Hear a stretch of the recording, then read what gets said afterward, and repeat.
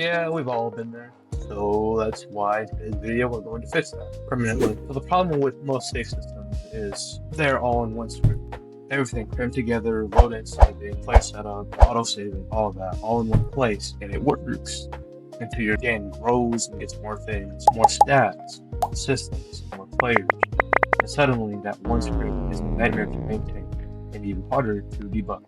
What I did instead is a modular system split across four or more focus scopes, and each one only has one job, and that separation is what makes it actually scalable. The first part is just the setup of everything. So for this video, we're just doing the stats. So it's player service, things like the leader stats and attributes and all that. And then listen for any changes to those values. The second something changes, it flips a data change attribute true. That flag is the heartbeat of the whole system. Nothing saves unless that flag is set. Keeps the system from doing necessary work and gives us full control over the safe system.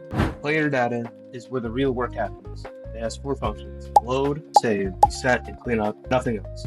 Load pulls the player's data from the data store, maps it onto their leader stats and attributes, and stamps a data load flag so other systems know it's safe to read. Save checks two things before it does anything. Has it been at least a few seconds since the last save? And is data change actually true? Either one of those fail, it skips entirely. That throttle alone prevents a ton of data store request errors in high player count games. And on the way out, cleanup just wipes the last save timestamps, but there's no memory leak when the player leaves. Data manages the loop. It hooks into player added and player removed. Also, it kicks off an auto-save loop every few seconds and handles bind to close. In case you didn't know, that's the function Roblox calls when the server is shutting down. Without bind to close, players who are in the game when the server closes just lose their data. With it, we force a final save for everyone before the lights go off. The autosave loop itself is simple.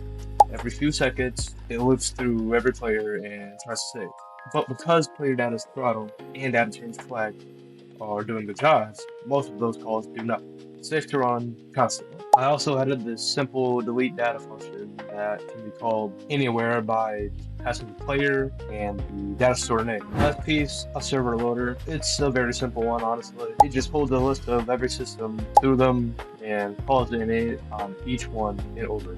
And if I ever wanted to add a new system to the game, I just add one line here and it's in. And that's the full safe system that I made. If this helped you out, subscribe, join the group, links in the description. See you later.